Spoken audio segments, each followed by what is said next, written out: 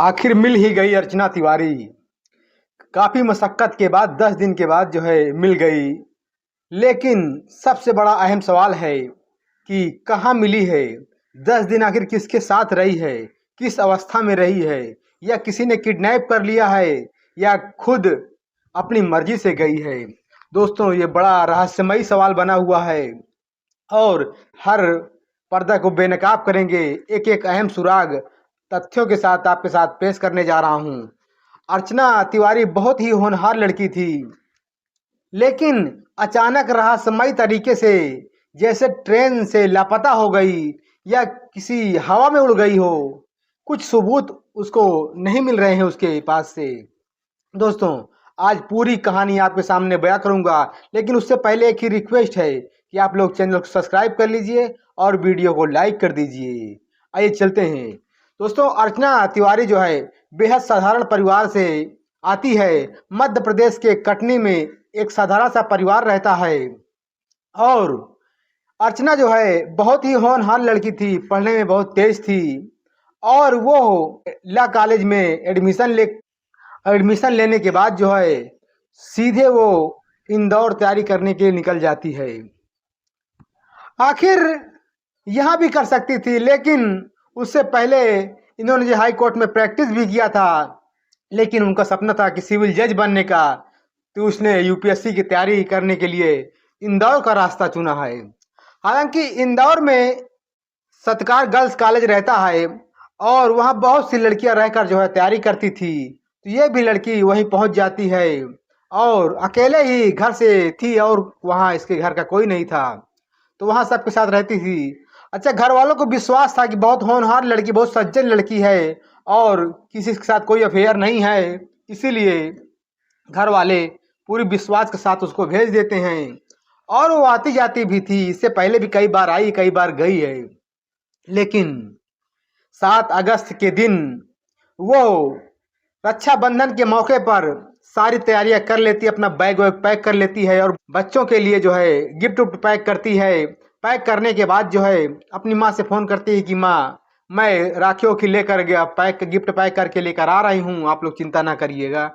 तो घर में खुशियों का माहौल हो जाता है कि बहन जो है आज कल सुबह आ जाएगी और वो अपने कॉलेज के रजिस्टर में अपनी साइन दर्ज करती है, बोलती है कि मैं 15 तारीख से पहले ही वापस आ जाऊंगी। उस रजिस्टर में वो अपना हस्ताक्षर दर्ज करके और बाहर निकलती है और इंदौर स्टेशन के लिए रवाना हो जाती है। आखिरी बार उसे वहीं पे एक टैक्सी में बैठते हुए हल्की सी मुस्कान लिए हुए और पीठ में पिट्ठू बैग टांग कर एक गिफ्ट लिए हाथों में, जैसे वो निकलती हल्की मुस्कान छोड़ती हुई। और वहां के बाद जो है फिर वो सीधा इंदौर रेलवे स्टेशन पहुंचती है, जिसका नाम है रानी कमलापति रेलवे स्टेशन पहुंचती है और वहां से वो कटनी के लिए रवाना हो जाती है। जो 123 नंबर की ट्रेन होती है, जिसे इंदौर बिलासपुर नर्मदा एक्सप्रेस 123 नंबर की ट्रेन है और 3 नंबर उसकी सीट होती है। 4:10 पे ट्रेन रवाना होती है। जैसे ही ट्रेन रवाना होती है उसके बाद जो है लगभग 10:15 बजे के बाद 10:16 पर वो अपनी मम्मी से बात करती है। मम्मी से बात करके बताती है कि मम्मी, मैं बैग लेकर सारा सामान पैक करके गिफ्ट पैक करके राखियों की लेकर मैं आ रही हूँ। तो मम्मी कहती है ठीक है बेटा, कहाँ पहुँच गए? भोपाल पहुँचने वाली हूँ, मैं भोपाल पहुँचने वाली हूँ। उसके बाद जो है आखिरी बार जो है बात होती है घर वालों से, वही एक आखिरी कॉल होती है जिंदगी की। उसके बाद जो है फिर कोई कॉल डिटेल नहीं निकल कर सामने आती है और जैसे ही ट्रेन रवाना होती है भोपाल के पास से आगे जैसे बढ़ती है, उसकी आखिरी लोकेशन जो है, जैसे ही ट्रेन जो है नर्मदा नदी के पास जो है पहुंचती है, आखिरी लोकेशन पर बताया गया था कि जो बगल में यात्री उसका बैठा होता, उसने बताया कि मैं देखा हूं लगभग 1 बजे का समय होता है, ये वॉशरूम के लिए जैसे जाती है तो मुझे लगा कि वॉशरूम जा रही है। उसके बाद जो है जब नहीं आई तो हमने सोचा कि किसी दूसरे डिब्बे में चली गई, अपने किसी सहेली से या दोस्त से मिलने चली हो गई होगी। फिर अचानक मुझे भी नींद आ जाती है। और फिर आजकल किसी को किसी पे कैसे भरोसा किया जाए, सब लोग अपने अपने काम में व्यस्त, अपने मोबाइल ले लेते हैं और उसी में व्यस्त हो जाते हैं। फिर बगल वाले को पता नहीं रहता कि कौन आया कौन गया, किसके साथ क्या हुआ किसके साथ क्या नहीं हुआ, किसी को कोई पता नहीं होता। सब अपने अपने में व्यस्त हो जाते हैं, तो अगला भी जो रहता है वो भी व्यस्त हो जाता है।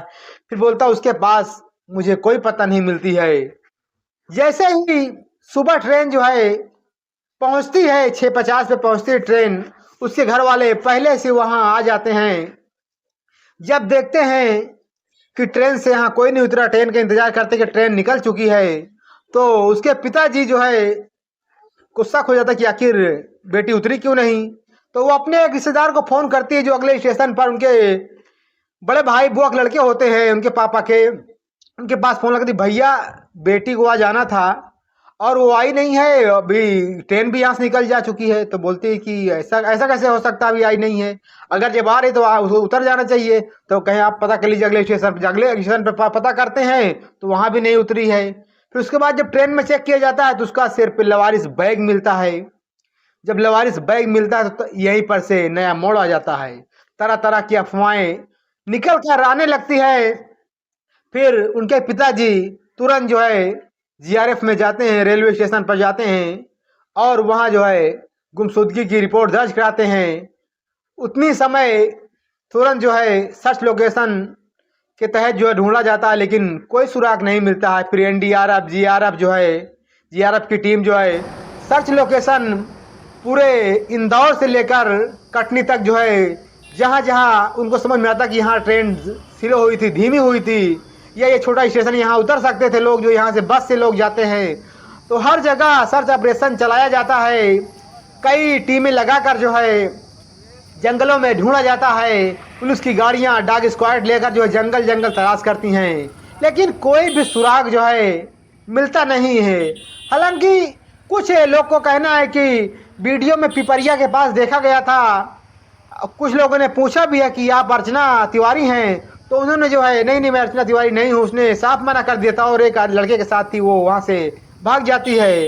हालांकि ऐसी वीडियो अफवाह फैलाती हैं और घर वालों का मनोबल भी तोड़ती हैं, तो इससे जब तक पुलिस जो है स्वयं खुलासा नहीं करेगी तब तक किसी अफवाह पे नज़र हमको नहीं डालना है। इस तरह कई जगह कई अफवाहें निकल कर तैरने लगते हैं। कुछ लोग जो है अर्चना के सपोर्ट में भी रहते हैं और कुछ लोग जो है उसके विरोध में रहते हैं। सपोर्ट में रहते हैं कि नहीं अर्चना के साथ कुछ गलत हुआ है, वो बहुत ही होनहार लड़की, तो वो जज बनकर देश की सेवा करना चाहती थी, अपने माता पिता का नाम रोशन करना चाहती थी। लेकिन वहीं पे एक धड़ालग हो जाता है, वो कहती है शायद इसका किसी से चक्कर था या किसी से रिलेशन था और ये किसी के साथ भाग गई है, अपने प्रेमी के साथ भाग गई है। तरह तरह की अफवाहें सोशल मीडिया पे तैर रही हैं। ये आखिर अफवाहें हैं, इस पर जो है अंकुश लगना असंभव है। तो इसलिए ये ज़्यादातर जो है घर वालों का, परिवार का मोह भंग करती हैं और हौसला तोड़ती हैं। तो जो जिम्मेदार लोग ऐसी अफवाह फैलाने की कोशिश ना करें, क्योंकि किसी की बेटी और किसी के इज्जत का सवाल है।